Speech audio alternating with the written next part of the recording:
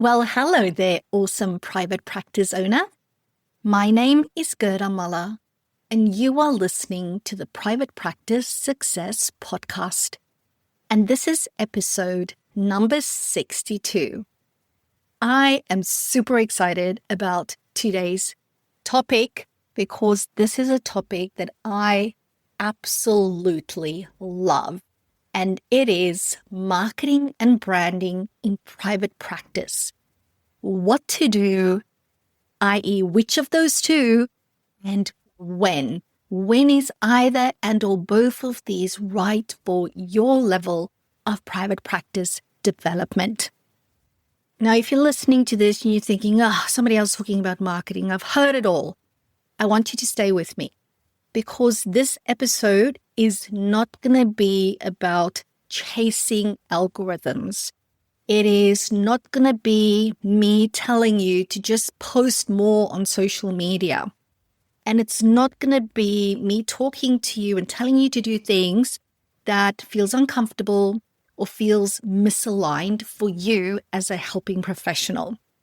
Because what I want to do today really is to make sure that we have a shared understanding on what is marketing and what is branding in private practice, and why those two things are not the same, and why it's important for you as a practice owner to know the difference.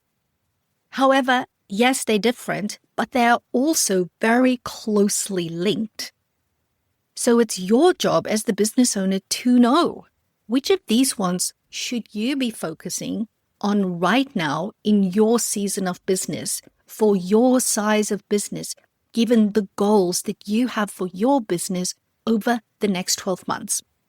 Because when I speak to private practice owners, you often come to me feeling overwhelmed, feeling confused, and very often very resistant to the marketing function specifically within your business, which I get. Okay, I totally get it. And I also know that it's not because you don't care about marketing or you think you don't need to do it. But I think the issue is that when we do marketing and branding as helping professionals working in allied health, we have to do it differently. And the filter that we apply to what we do and how we do it needs to be different. Like I always say, business principles still apply to us. We're not special. Okay, but that doesn't mean that we don't put it through a different filter. It's very important. So today I want to spend some time with you just slowing your thinking down when it comes to marketing and branding. I want to help you get real clarity about those two things so that you, back at the practice, can make better, calmer, more strategic decisions about what you need to implement for your private practice.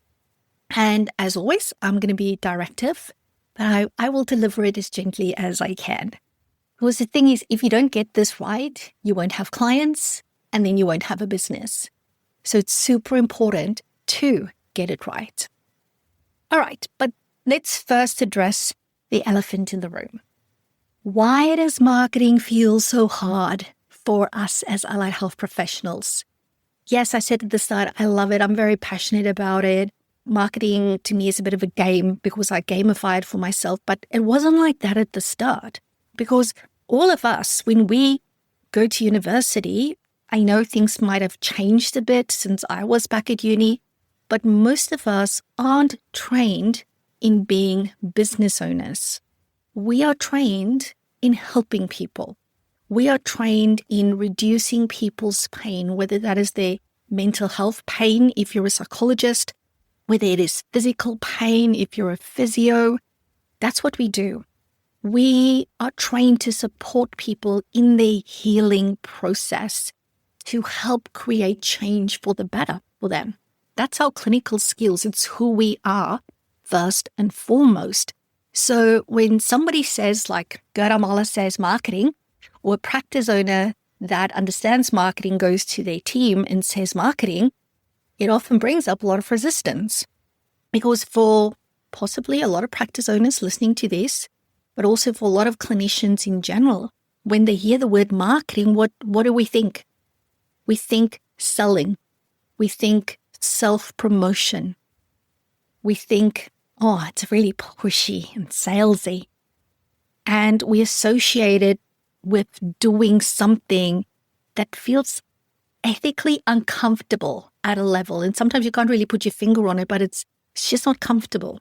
And if you've ever had that reaction, know that this is actually a really common reaction. So if you have it and you're the practice owner, just imagine how your clinicians feel like. People that don't have that additional business owner context. So we have to be mindful of these feelings. But I suspect that way of looking at marketing is there because of the filter that people use when they look at marketing.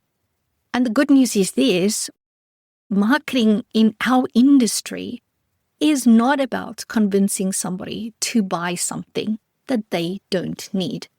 Between me and you, that's actually called sales. Marketing and sales are actually two totally different functions within business. But for some reason, most people associate marketing with sales. And those two things are completely different. Because when you do your marketing right, when you do it well, when you do it ethically, when you do it in a values-aligned, intentional manner, your marketing for your allied health practice actually becomes an extension of the care that you are providing. Let that sink in for a minute. Your marketing, when done well and ethically, is an extension of your care. So let's define what marketing really is then in private practice. And for some of you, this is going to be a definition. And for some of you, this is just going to be a reframe. So this is how I look at it. Marketing in allied health, private practice, is the purposeful communication of the value, the expertise, and the impact that your business, your practice brings to the people who need you most. That is potential, current, and past clients. And when you purposefully communicate your value, your expertise, and your impact, what it does, and this is the job that marketing has as a business function, it builds trust before that potential client even picks up the phone to call in and inquire. It reduces fear and uncertainty around help-seeking behavior. I could tell you, especially for the clients coming through my practice doors, it is really hard booking that very first appointment with a psychologist. I think a lot of people take it for granted that, well, you just pick up the phone, you just send in an inquiry. Doing that is hard. You know what's even harder? Walking through the doors, especially when you've got an in-person practice. But still, even just showing up on a Zoom call where you need to put your freaking video on and talk about your shit, that's hard to do. Don't take that for granted. Every client that shows up, I am grateful for. And the marketing's job is to reduce fear and uncertainty around seeking help. It's also about educating our community so that they can recognize when support is needed, because there's way too many people sitting out there suffering in silence, suffering because they think this is just how it should be, right? Life is hard. I can't get better. I just need to settle for my current condition. That's not okay, people. That's not okay. And finally, it also makes it then easy for the right clients to find you. Those clients who you are best suited to help. So at its core, the marketing function in your business, it answers one very important question. And that is, how can we help? That's it. Not how do we sell to people, not how do we convince people to come in, but how do we help you? And when you explain marketing like this to your team of clinicians and even your admin team, something really interesting starts to happen. Because they are just like all of us. A lot of clinicians equate marketing to selling, and it might be true for your admin people as well. And selling feels uncomfortable in our field because of the work that we do, especially mental health professionals. But when you say to your team, marketing is how we reach more people who are already in pain, and we show them how we can help to relieve that pain. That is what marketing is when we do marketing here at the practice.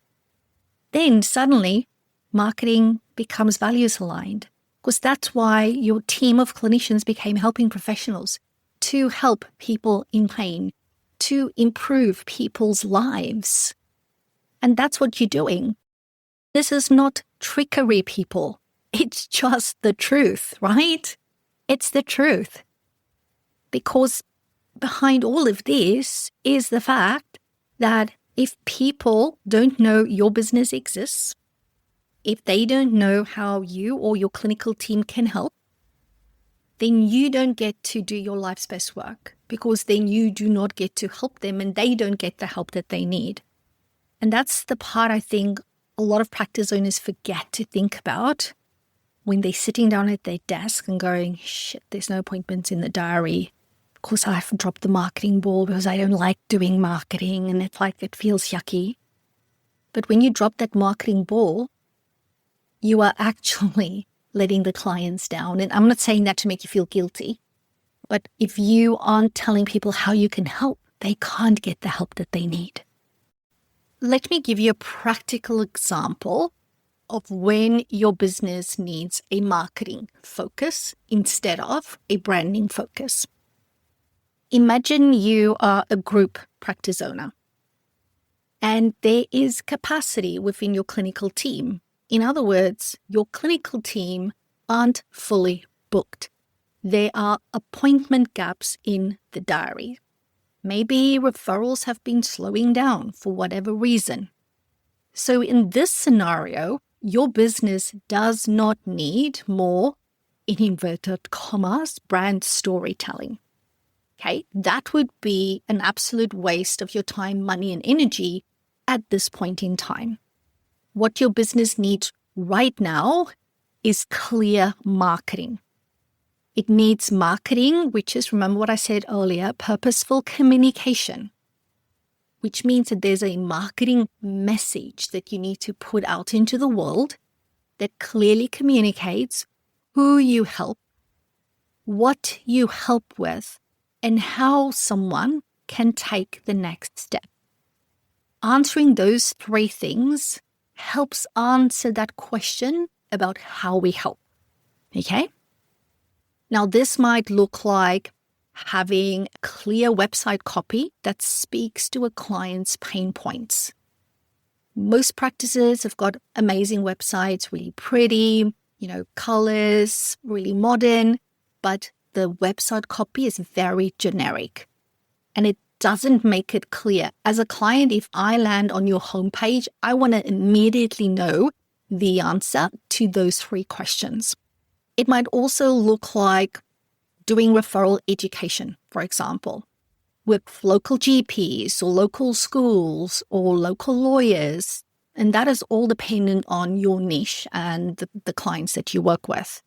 It could also look like community education, content that you put out there that reduces that fear and that stigma, particularly with the mental health side of our industry. So for a practice that has clinician capacity and appointment gaps, you now are in a marketing phase. And if you spend your time, like I said, on branding, you're going to totally miss the mark and you're still going to be in the exact same situation 6 months from now. And I don't want that for you. So that's a good segue then also into, all right, Gerda, I get the marketing, but what about branding? What is branding then really?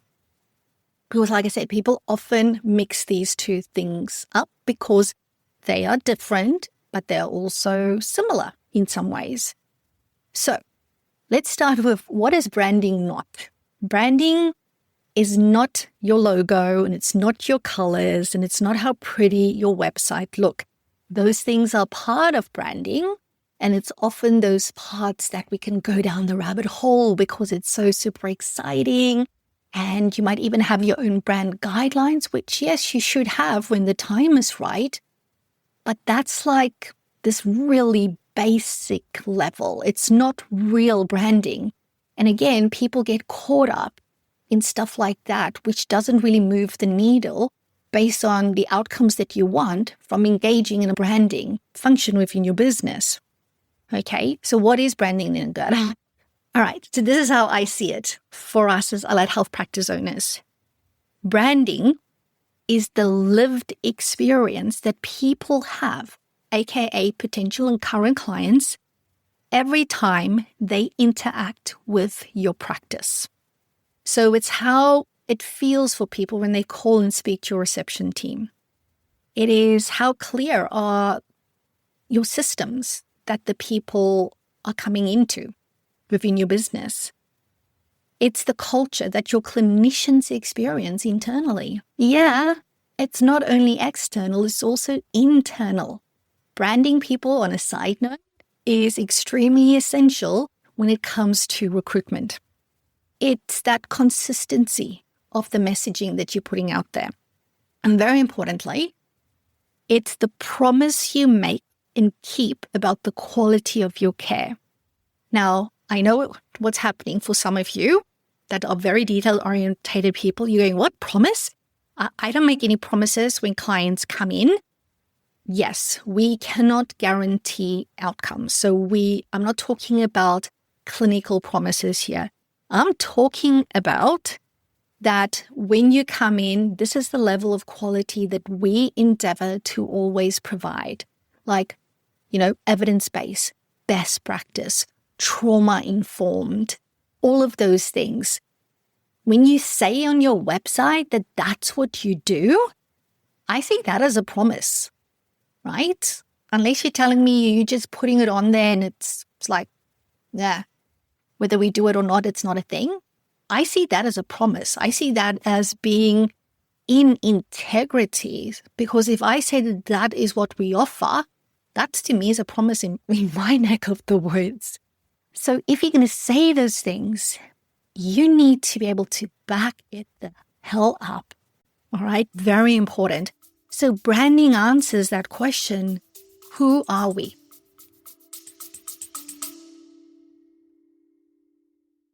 Quick side note, if you are a group practice owner, please know that it is my mission to help you go from overwhelmed, overworked, and most probably underpaid to fully empowered and financially thriving. Helping you build a practice you can't stop smiling about is more than just a tagline in my world. It is what I do. So if you know that you want more from your business, if you know that you deserve more from your business, then today is the day I invite you to reach out. In the show notes, you will find a link to a super short triage form. Pop in your details. I will personally go through your responses and will get back to you ASAP to let you know how I can help. And if I can't, I'll point you in the right direction. Don't put your dreams on the back burner any longer. The sooner you start, the sooner I can help you get there. Now back to the episode. Remember, marketing said, how can we help? Branding says, who are we? This is who we are. Who we are as a practice, what we stand for. What do people experience when they walk through the doors? Whether that's in-person doors or virtual doors for that matter. Does your virtual telehealth psychologist actually start the freaking session on time? What does that experience feel like when they have to deal with your reception on the phone? How long do they wait for a callback? What is the experience on their website? Is it hard to navigate? All of those things inform your brand.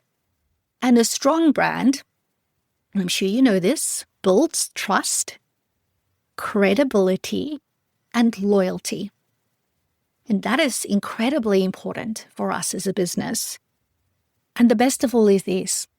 Over time, if you are really good at your branding, it actually reduces the effort required in your marketing because people already know, like, and trust you. How cool is that?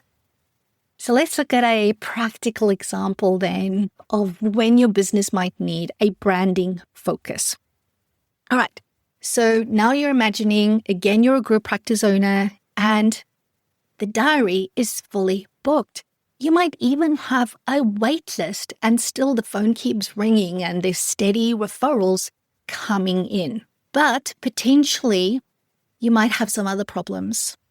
Maybe your team feels a bit disconnected because they're doing is seeing clients. Maybe there's some inconsistency in the client experiences happening in the business. Maybe the messaging that you're putting out there feels a bit muddled, or maybe you feel like I'm just putting it out there because somebody told me I need to post once a day on social media, but it's not really done with a clear goal or process in mind. If this is what's happening for your practice, you don't have a marketing problem. You have a branding problem. And your practice right now needs to focus on clarifying your branding position. Who are you as a business, for clients and for clinicians? Your business needs to focus on realigning values and culture and ensuring that the experience that people get, and again, this goes for your clients and your clinicians, match the promise that you made.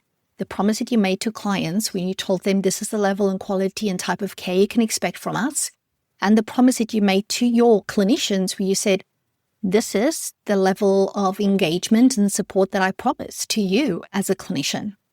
You made these promises. You need to back it up. So in this scenario, instead of asking, how do I get more visibility for my business? What you're going to be asking is, how do we become more aligned and more consistent as a business? And I would even encourage you, if you're sitting there with a full practice diary, people on a wait list, it's very easy to think, oh, I need to start a new location. I need to hire 5 other clinicians. Don't do it if you have some of these internal problems or challenges that I've just mentioned, because all you're doing then is creating bigger headache and problems for yourself down the track. This is a great opportunity to focus on branding. All right, so let's simplify this. If we look at marketing versus branding. Marketing is how we help. Branding is who we are. And you need both of those within your business. But you don't need to, and you probably shouldn't, especially if you are a relatively small to medium, still growing group practice. You shouldn't focus on both equally all at the same time because it's just too much, right? That's just setting yourself up for failure. And that's the mistake that I see a lot of practice owners make. They want to do everything all at once, and then they wonder why they aren't coping and why they aren't getting the results they want. And then, worst case scenario, they burn out and become completely inconsistent in what it is that they're doing. So you absolutely need to start as you plan to continue. And this is where my consistency principle comes in. And this is an incredibly important principle. And I've been teaching this for as long as I've been teaching private practice success, marketing, and branding. And this is that consistency beats intensity every single time. So the best marketing and branding plan is not the one that's the most complex or the coolest or the one with the most platforms and the most activities. That's not the best one. The best one is a marketing and branding plan that you can, hand on heart, consistently implement. Because consistency builds the trust. It's not really the content to that extent. Consistency builds trust. Because if I can predict your future behavior, you are safe. And that means trust. And the same holds true for our clients, for your referrers, for your general community. And this is why I always ask the practice owners I work with to really be honest with themselves. When I ask them, how much time do you actually have to invest in marketing and or branding every month? Who on your team can support you with this? Do you have protected time in your diary to get this done? Because you can have the most beautiful marketing plan that never gets implemented, and that helps no one. So I want to really very gently challenge you here. If your marketing or your branding, if you've got a fully booked practice, felt confusing, overwhelming, or inconsistent, that's okay. There's no judgment. This is about getting into and stepping into that awareness, right? And going, all right, now I know what was missing here. Maybe that's that consistency. Because for a lot of group practice owners, and I work with quite a few, they don't struggle because they are lacking in ideas. Okay, they struggle because they lack structure, prioritization, and accountability. And that's why I do what I do, because working with a coach, with a business coach, mentor, consultant, provides structure, accountability, and helps you to prioritize so that you focus on the right things, the right steps, strategies at the right time in a way that fits your business model and, very importantly, your personal capacity level. Because what do you guys like to do? You like to compare yourself with others. So common in our industry. But your capacity and the things that you need to manage and handle in your personal life is probably very different to other people out there. So again, we want to be kind to ourselves. We also want to be realistic. Yes, we want to keep moving forward and achieve things, but let's do that in a sustainable manner so that we can be consistent and therefore can build that trust. So if you are listening to this and thinking, I know marketing and branding matters, but I'm not sure what to focus on or how to ensure that I do it consistently, you know where I am. This is what I do. Reach out. As you might know by now, I do my business coaching consulting within my Private Practice Success Academy. And within the academy, we don't just talk about marketing and branding in theory. What I do with my members in there is actually help them create plans that they can implement. A marketing and branding action plan that aligns with their stage of business, with their size of team, and their 12-month goals. So we actually recently put together a 12-month marketing and branding action plan as part of our academy curriculum. And what it allowed the members to do was to plan out 12 months of marketing and or branding, depending on what was right for their business, starting in March 2026, all the way through to February 2027. So we looked at, do they need marketing and branding? Do they need a certain combination? What is those proportions that they need? We came up with themes for every month. And then we looked at what strategies are best for this business. And then within that strategy, what are the multiple, and of course there are many, multiple tactics to choose from, and which of those are the right thing for this practice owner, for their business, their team's size, therefore based on the amount of support that they have to execute it, based on their personal capacity. Now, obviously, if their team grows significantly, their personal capacity changes, they can go in and adjust it. But it's all together in one Excel document, all neatly planned, which means all they need to do now is execute. And that is that structure that I'm referring to. And of course, with accountability, there's those check-ins. And we've already done now the prioritization by going, what are the themes that make sense for you in your business? What are you promoting? What expansion is happening here? So we've made those decisions. And like I said, all they need to do now is execute. So that's just to give you a little bit of insight of how we run that within the academy. If you are interested, as always, check out the show notes. It will tell you how to reach out. So in conclusion, marketing and branding is exciting, people. It does not have to feel heavy. It also doesn't have to feel salesy.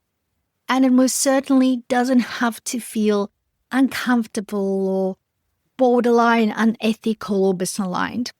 Because when you understand the purpose of the marketing and the purpose of the branding within allied health, and when you do it properly, like I said earlier, it becomes a natural extension of the care you are already providing within your business.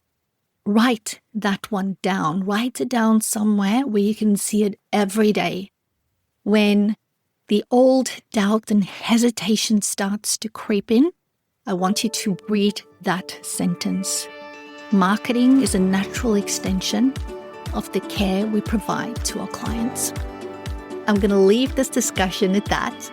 Thank you so very much for tuning in. And as always, remember that I am here to help you build a practice you can't stop smiling about.